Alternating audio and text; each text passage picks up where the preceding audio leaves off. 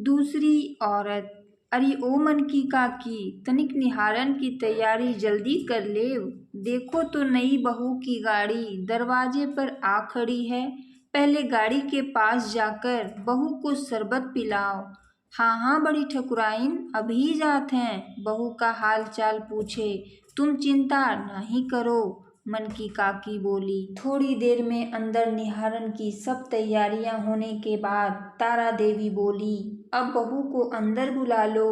मन की काकी बाहर जाकर बहू से बोली, चलो नई बहू, अब अंदर चलो।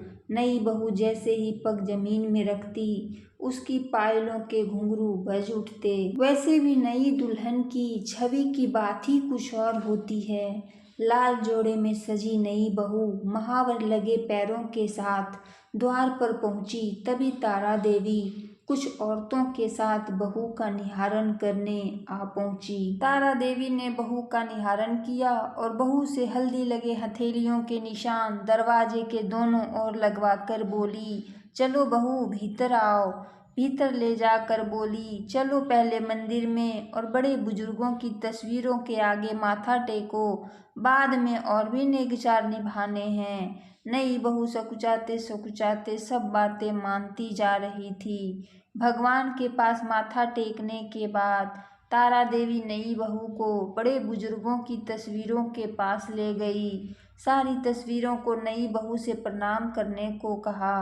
फिर ठाकुर साहब की तस्वीर के सामने आकर तारा देवी बोली, नई बहू, ये हैं तुम्हारे मरहूम ससुर ठाकुर मान सिंह, इन्हें प्रणाम करो। और इनके बगल में जिस महिला की तस्वीर है, वो ही तुम्हारे पति की असली माँ है। तुम्हें शायद कुछ अभी समझ नहीं आया होगा, लेकिन अब तुम इस परिवार की सदस्य हो और इन सब बातों के विषय में तुम्हें पता होना चाहिए। तुम्हारी सास, जिसकी ये तस्वीर, उसका नाम सिंदूरी था। वो एक किसान की बेटी थी। जब इसकी शादी हुई थी तब ये अल्हड़ सी लड़की थी। तब ये सिर्फ 15 साल की थी और ठाकुर साहब 25 साल के। ये ठाकुर साहब से कम 10 साल छोटी थी और तब मैं 20 साल की थी। ठाकुर साहब से 5 साल छोटी। हुआ यूं कि मेरी शादी 15 साल की उम्र में हो गई थी। 5 साल तक मेरे कोई औलाद नहीं हुई। डॉक्टरों से बहुत इलाज करवाने के बाद पता चला कि मैं तो कभी माँ ही नहीं बन सकती।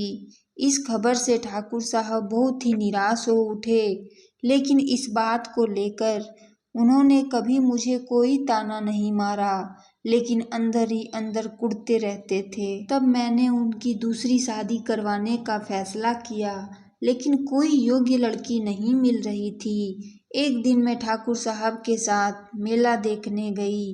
तभी मेरी मुलाकात सिंदूरी से हुई। वो वहाँ चूड़ियाँ बेच रही थी। उसने मुझसे चूड़ियाँ लेने को कहा और मैं उसकी बात टाल न सकी।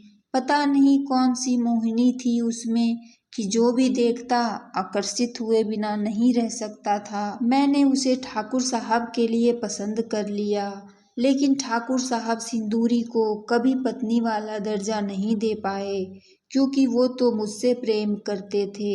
सिंदूरी उनके लिए पराई स्त्री समान थी। फिर एक रोज हम लोग अपने तांगे से कहीं जा रहे थे। हमें दूर से किसी छोटे बच्चे के रोने की आवाज आई। हमने तांगा रुकवाया। वो आवाज कच्ची सड़क से उतरकर थोड़ा दूर झाड़ियों से आ रही थी। हम सब पास गए। देखा तो एक औरत लेटी थी और उसके बगल में 8-9 महीने का बच्चा बिलख रहा था। ठाकुर साहब ने कहा कि इसे छूकर देखो, शायद तबीयत खराब है तो उठ नहीं पा रही है, इसलिए बच्चा रो रहा है। सिंदूरी ने उस औरत की नब्ज टटोली, माथे पर हाथ रखा। देखा तो उसका शरीर एकदम ठंडा था, शायद वो मृत थी। लेकिन ठाकुर साहब ने तसल्ली करने के लिए तांगे वाले को बुलाया। उसने भी उसकी नब्ज टटोल कर यही कहा। तब सिंदूरी उस बच्चे को झट से अपनी गोद में उठाकर बोली, दीदी, आज से यही हम लोगों की संतान होगा। मैं आपसे कुछ भी नहीं मांगती। आप मुझे इस वंश की बेल बढ़ाने के लिए लाई थी।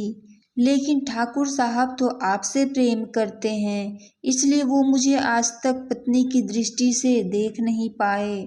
तो क्यों ना हम इस बच्चे को अपनाकर इस अधूरे परिवार को पूरा कर लें। और उस दिन उस बच्चे को सबने दिल से अपना लिया, जिसकी बहू तुम आज बनकर इस घर में आई हो। वो थी तो ठाकुर साहब से 10 साल छोटी, लेकिन काम सयानों वाला करके चली गई। तारा देवी के इतना कहने के बाद उनकी आंखें छलक पड़ी। अगर आप लोगों को मेरी स्टोरी अच्छी लगती हो तो लाइक एंड सब्सक्राइब ज़रूर कीजिएगा प्लीज़।